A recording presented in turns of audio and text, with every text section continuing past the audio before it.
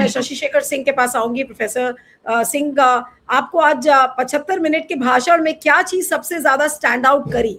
क्या आपको लगा कि मोदी जी ने जो जो देश सुनना चाह रहा था उसको बोला, या जो मोदी जी अब करेंगे या आगे का उनका प्लान है उसको उन्होंने बता दिया, जैसा अनिल जी ने कहा? जी नमस्कार। देखिए, जो देश सुनना चाहता है मोदी ने कभी नहीं कहा है, इस बात को ध्यान रखिए। आप मन की बात करने वाले व्यक्ति हैं और जो प्रेस कॉन्फ्रेंस नहीं करते हैं तो ये अपनी बात करते हैं, जो अपने दिमाग में बातें होती हैं और जो योजनाबद्ध तरीके से क्या कहना है और क्या करना है। तो देश की बात तो ये कभी सुनते नहीं। एक तो पहली बात, देश तो अभी युवाओं ने जो है पूरे देश में 250 जगहों पर जो है उन्होंने आंदोलन किए, उन मुद्दों का तो जिक्र नहीं है। तो इसका मतलब ये देश की बात नहीं करते, ये मन की बात या जो इनकी अपनी योजना होती है वो करते हैं। एक दूसरी बात ये है कि इनके पूरे विचार और इनके कार्य को एक टोटलिटी में देखने की जरूरत है, क्योंकि ये अवश्य समझना चाहिए कि संसद में ये गए नहीं है ना। पहले दिन जो संसद में ये पीछे से भागे, उसके बाद अंतिम दिन में वो वंदे मातरम गाने है। अब मैं एक अंतिम कमेंट मैं कोशिश करूंगी एक बार वापस प्रोफेसर शशि शेखर सिंह के पास। वो कुछ ऑडियो में प्रॉब्लम आ गई थी, बोल नहीं पाए थे। प्रोफेसर सिंह बोलिए, 5 मिनट है आपके पास, बोलिए बोलिए, प्लीज गो अहेड। जी, मेरी आवाज सुनाई दे रही है? जी जी जी जी, हेलो, बोलिए। हाँ बोलिए सर, बोलिए। मेरी आवाज पहुंच रही है आप तक? बिल्कुल बिल्कुल, मैं सुन सकती हूँ। देखिए, ठीक है, थैंक यू। देखिए, साथियों ने बहुत सारी बातें कह दी हैं, लेकिन मैं ऐसा मानता हूं कि इन्होंने अपने भाषण में एक संकेत जो दिया है, जिसको अनिल सिन्हा भी इशारा कर रहे थे, वो संकेत बहुत साफ है।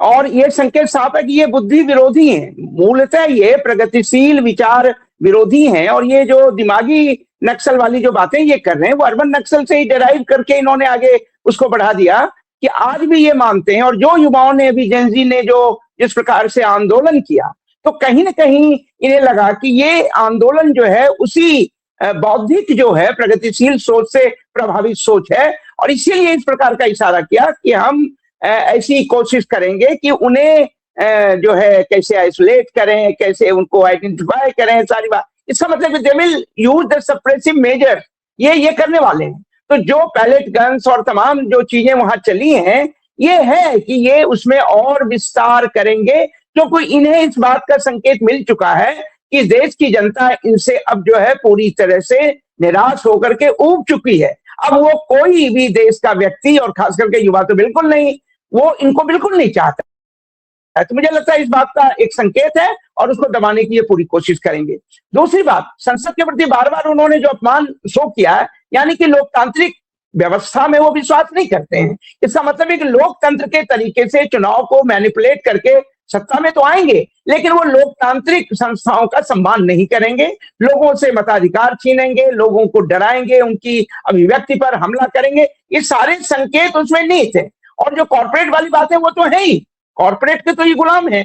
और जो अभी आप झंडे की जो बात कर रहे हैं, साथियों के अलग अलग उसमें बहुत सारे दृष्टिकोण हैं। जो आयरलैंड या तमाम बातें, वो बातें तो इनकी समझ में भी नहीं आती होंगी।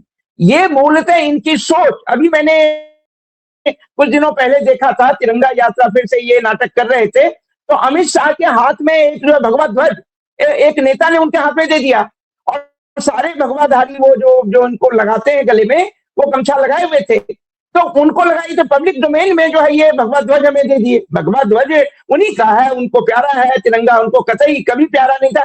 तो दिखाने के लिए फौरन कहा कि झंडा लाओ, तिरंगा लाओ। और जरा आप उससे मिलान कीजिए कि उन्होंने उस दिन कैसे दिखाने के लिए, तो तिरंगा यात्रा थी, भगवा ध्वज यात्रा तो थी नहीं, तो उन्होंने उसको कहा। अब ये देखिए कि यहाँ तिरंगा को उल्टा। ये बेसिक समझ है कि तिरंगा के प्रति इनको कोई सम्मान नहीं है, ये साफ है। वंदे मातरम के ऑल 6 स्टैंजास को जिस प्रकार से इन्होंने अडॉप्ट किया है, उसके पीछे साफ लॉजिक है कि एक हिंदू राष्ट्र बनाने की जो उनकी अपनी सोच थी, और धर्म का जो उसमें तर्का है वो लगाने की ये पूरी कोशिश कर रहे हैं। तो इसका मतलब है कि जो राष्ट्रीय गान है, उस राष्ट्रीय गान के प्रति अब इनका सम्मान नहीं, ये वंदे मातरम को लेकर के ये कोशिश कर रहे हैं। और इसीलिए संसद में भी प्रोफेसर सिंह एक आपसे सवाल है कि आज ये जो पॉकेट स्क्वायर मोदी जी ने पहना है, अगर ये ऑपोजिशन का लीडर होता, या राहुल गांधी ने अगर मान लीजिए कि अगर ऐसा आज पॉकेट स्क्वायर उल्टा करके पहन लिया होता, तो क्या होता अभी तक?